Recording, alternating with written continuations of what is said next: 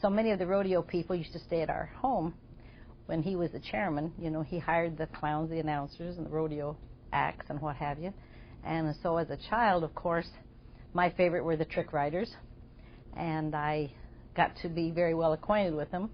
And when I was young, I either wanted to be an ice skater or a trapeze artist or a trick rider.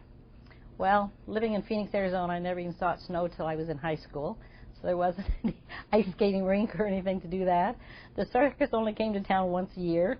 I didn't know anybody in the circus business, and so my dad's connection with rodeo kind of ended up being the trick riding situation. And when I was young, we lived out in Sunny Slope, and we owned a riding stable. And we had 66 acres of citrus, commercial citrus, and then we had this riding stable. And so that's kind of where I guess, I don't say learn to ride, but you know, I used to be a guide taking people out on the deserts. And then there was a lady that came to work there for us at the stables, and she had a trick riding horse, a Palomino, by the name of Golden Eagle, and a white trick riding saddle. And the river, or I should say the Arizona Canal, ran alongside of one side of the stable. And so that's where I learned to trick ride, up and down that bank there alongside the stable. She taught me the first basic 3 tricks, and you know, that's what I did. And then of course, when I was 8 years old, And what were the first basic tricks? The Cossack drag, hippodrome stand, and 1-foot stand, I guess. My dad and my parents actually were divorced when I was 8. And because of his association with George Mills and Jasbo Fulkerson, which, you know, became his best friends even though he had hired them as clowns, Jasbo was killed about at the same time in an automobile accident coming home from a rodeo. And so my dad and Jasbo were built very much alike, the short, stocky look, and they were very good friends. And so my dad gave up his construction business and literally just went on the road for 6 years and took Jasbo's makeup as a tribute to him, made up to look like him, and he teamed up with George Mills and did that for 6 years, and then came back. Well, you know, we wrote to each other and things of that nature. I was very close to my dad, and so it was very hard on me, but he didn't realize I was that serious about the trick riding until he had come back, and by that time I'm 14. But when I was 10, because the divorce upset me so much, and I was the oldest child, why, he and my mother went together and bought this horse and saddle for me. And he, at the time, he was a Palomino stallion, which he had gelded because, you know, I was a young girl, and he thought that was too dangerous.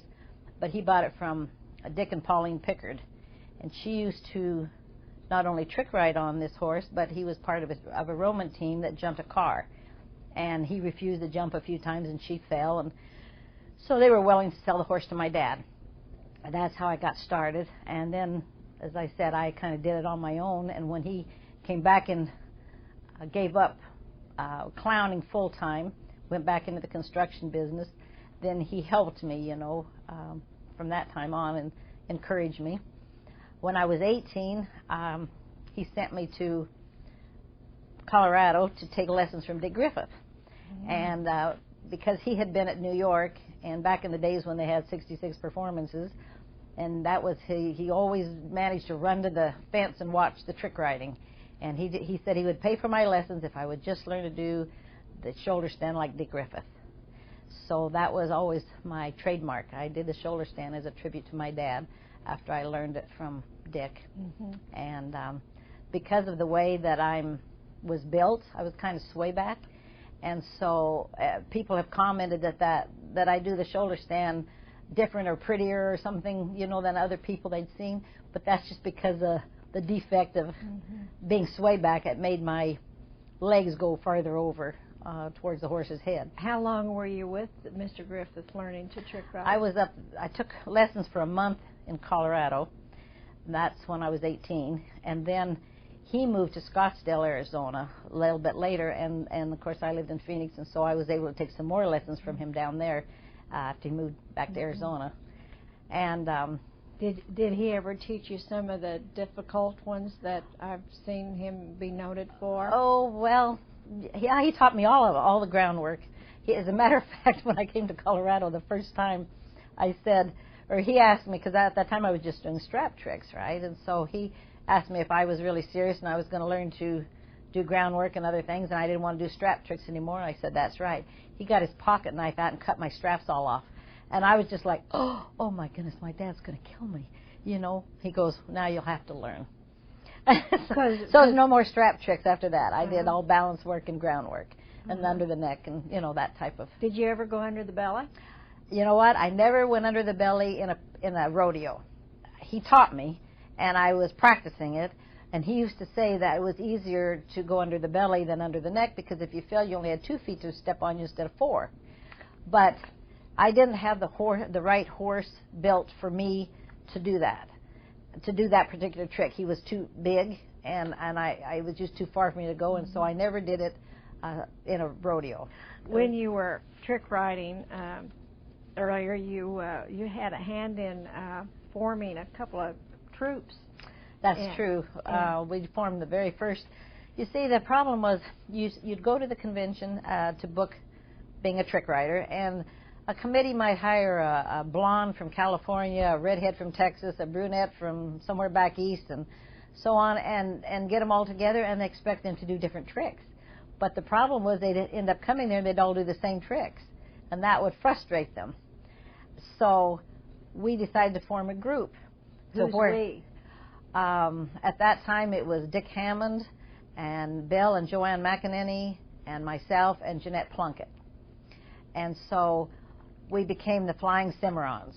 We picked that name because Cimarron, looking up at the dictionary, means wild and unruly. And so we thought the trick riding would be wild and thought, what have you.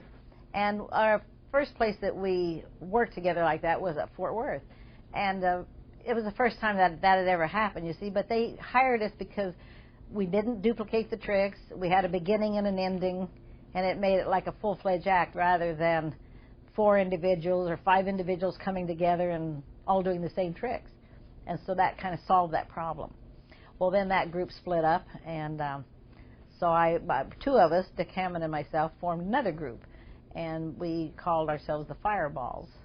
And so Dick's sister was married to Butch Morgan, and he was one of ours, and then Dick's wife at that time, Bev Hammond. So that was the 4 of us, and we went on and for quite a few more years as a group presenting it that way because it worked better for the committees to hire you that way. And in fact, that's how I met Harry. He hired us to come to Canada, and the first year that, when we came up there, and then he hired us to come back the second year, and then he moved to the States, and, that's how I went on with that relationship. What prompted your interest in a trick riding school? Well, I guess you'd say, my family used to say to me, what are you going to do when you get too old to trick ride? And, for years I would say, I don't want to talk about it. That's not going to happen. I want to hear, don't even think about that. Well, what you do, I found out, is you become a coach. When you can't trick ride anymore, you're too old, or, you don't want to, it hurts more, then you teach. You teach the younger ones, and it is a very fulfilling subject because I guess you feel everything they do. When they have a successful run, you have a successful run because you know what they're feeling, you know how they're hurting, you know everything about it. And so it's, I don't know if other coaches of other sports feel the same way or not, but it's a very rewarding thing to do when you teach somebody else and watch them perform. How long have you had your school, and do you have someone helping you with it? Or I do. We've had the school for 20 years, and a gal that I taught that trick rode professionally for 20 years, her name is Linda Schultz. She's my partner. She helps me. She only lives about 20 miles from the ranch, and so it's been a really good working situation. And she has since retired, and strictly teaches. And she's married to a minister, a cowboy minister, and they have camps, different Bible camps during the summer in which she teaches the trick riding, offers that. And so that's become a little more popular with those camps, too.